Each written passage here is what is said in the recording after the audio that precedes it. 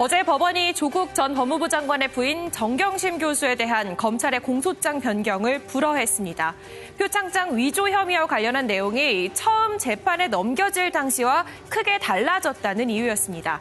검찰은 일부 사실만 변경한 만큼 불허는 부당하다고 강하게 반발했지만 재판부는 오히려 계속 반발하면 퇴정을 요청하겠다며 질책을 했는데요. 앞으로의 재판 어떤 영향을 미칠까요? 프레스콕 재판부의 질책입니다.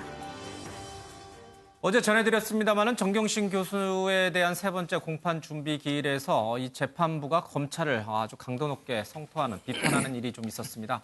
보석 가능성도 언급을 좀 했고요.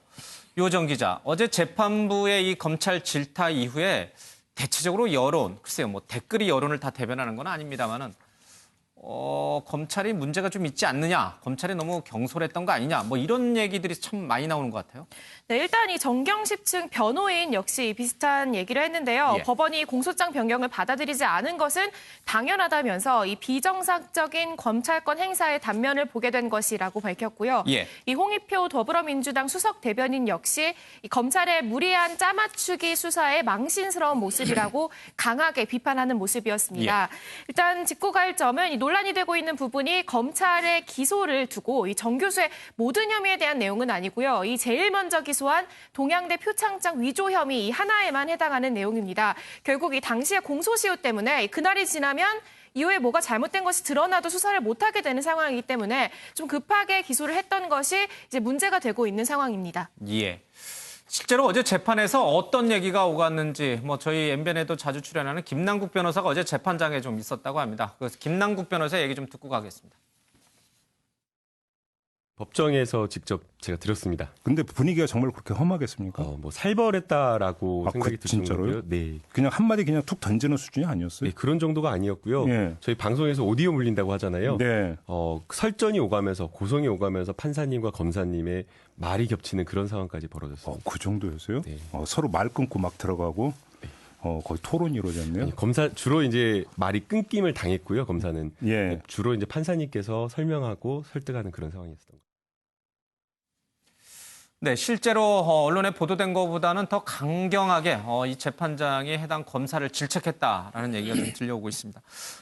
김근희 기자, 실제로 어제 저 언론에 보도된 내용으로만 봐도 상당히 좀 분위기를 읽을 수 있는데 직접 참여한 이 김남국 변호사 얘기를 들어보면 검찰이 굉장히 위축될 수 있는 상황이었겠다 이런 생각이 좀 드네요. 그렇습니다. 재판부가 이 검찰 측을 향해서 뭔가 정확하게 증거도 제시하지 않고 어떻게 공소장 변경을 신청하느냐라고 하면서 사실상 비난에 가까운 형태로 질책을 했다고 합니다. 예. 또 이와 관련해서 검사 측에서 계속해서 이 재판부의 판단이 부당하다라고 하면서 추가 증거 목록을 제출하겠다라고 하자 이 재판부에서는 어차피 공소장 변경을 허가하지 않았기 때문에 제출할 필요가 없다라고 이야기를 하기도 했고 예. 또 어떤 이야기까지 이야기를 했냐면 이 재판부의 판단이 틀릴 수도 있지만 검사도 판단이 틀릴 수 있다는 생각을 해본 적이 없냐 이렇게 이야기를 하면서 재판부 지시에 따르지 않으면 결국에는 퇴정을 요청할 것이다 이런 이야기까지 나왔다고 합니다. 예. 그러니까 저희가 통상적으로 뭐 법원을 취재하다 보면 여러 가지 상황을 보기는 하지만 재판부가 이렇게 공개적으로 검찰을 향해서 비판의 목소리를 내는 것은 상당히 이례적이다 이렇게 볼 수 있습니다. 예.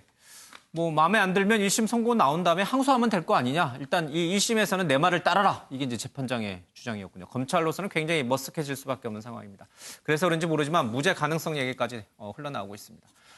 이 외에도 어제 검찰로서는 굉장히 뼈아픈 부분이 또 하나 있었어요. 이른바 공주대에서 인턴을 한 것이 허위냐 아니냐. 검찰은 공소장에 허위라고 적시를 했는데 공주대에서는 허위가 아니었다라고 어제 결론을 내렸어요. 그렇습니다. 공주대가 이제 진상조사 결과를 발표를 했는데 예. 결론적으로는 조국 전 장관 딸이 대학 인턴십에 참여해서 활동한 내용은 아무 문제가 없다였습니다.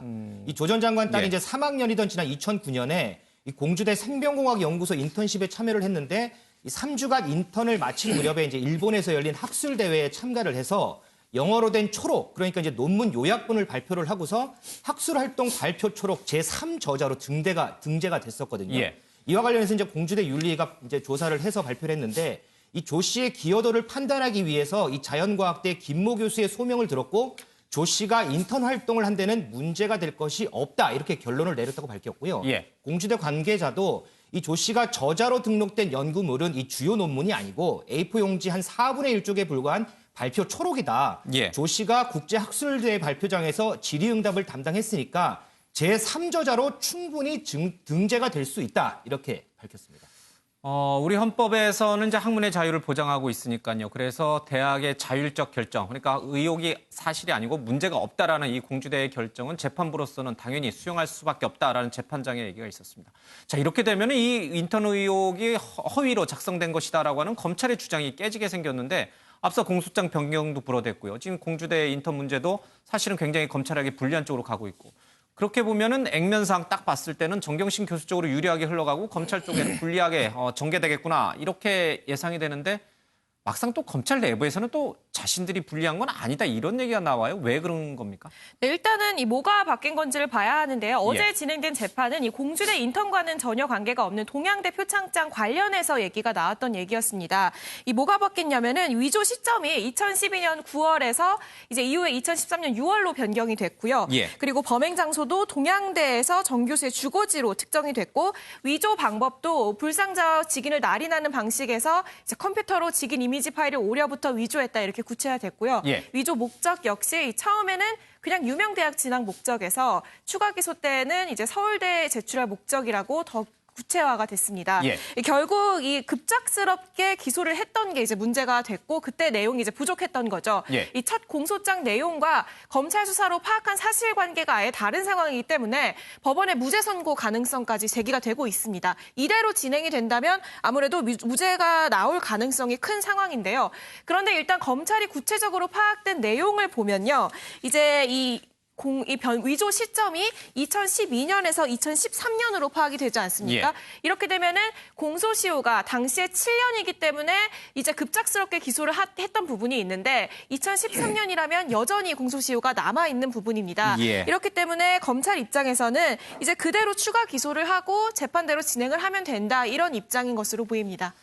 공소장 내용이 서로 판이하게 다르기 때문에 공소장 변경은 할 수 없다, 될 수 없다. 이 얘기를 뒤집어 놓고 보면은 첫 번째 공소장에 쓴 내용과 나중에 공소장 쓴 내용은 서로 완전히 별개의 사건이다라고 해서 그 나중에 쓴 사건으로 다시 또 기소해서 재판을 하면 되니까 검찰로서는 그렇게 불리한 것만 아니다 이런 해석도 나오는군요.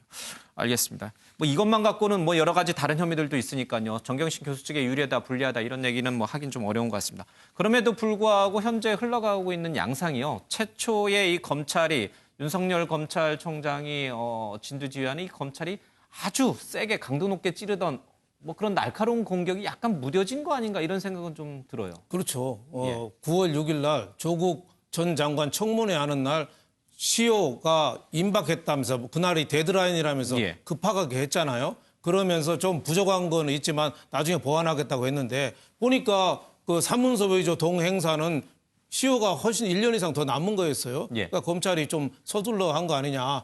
바늘을 아무리 급하다고 허리에 매서 쓸 수 없는 것처럼 저는 이 판사가 두 가지 뜻이 있다고 봐요. 하나는 이 재판정은 이 판사가 주도한다. 기선제압이라는 뜻이죠. 그리고 또 하나는 유죄에 대한 확실한 증거, 확실한 거 내놓지 않으면 그냥 끌려가지는 않겠다. 판사 주도를 하면서 유죄에 대한 확실한 증거를 좀 내놔라. 저는 뭐 이런 뜻이 아닌가 이런 거 싶습니다. 하지만은 또 이게 검찰이 또 다른 거를 공소장 변경을 해가지고 다른 추후 공소장으로 또 다시 재판을 받고 또 나머지 또 공소 제기된 게 또 14개 범죄가 있기 때문에 그거하고는 또 별개이고 이건 동양대 표창장 하나밖에 해당이 안 되는 겁니다. 하지만은 첫 번째 스타트 재판이 좀 스타일을 검찰이 좀 구긴 거 아니냐 이런 생각이 들어서 앞으로 증거 보완에 좀 철저를 좀 기해야 되지 않느냐 이런 생각이 좀 듭니다. 정경심 변호인 측에서는 이제 검찰의 시간은 갔고 법원의 시간이 왔다라고 하면서 검찰의 그동안 수사했던 수사 내용과는 전혀 다른 결과가 법원에서 나올 것이다.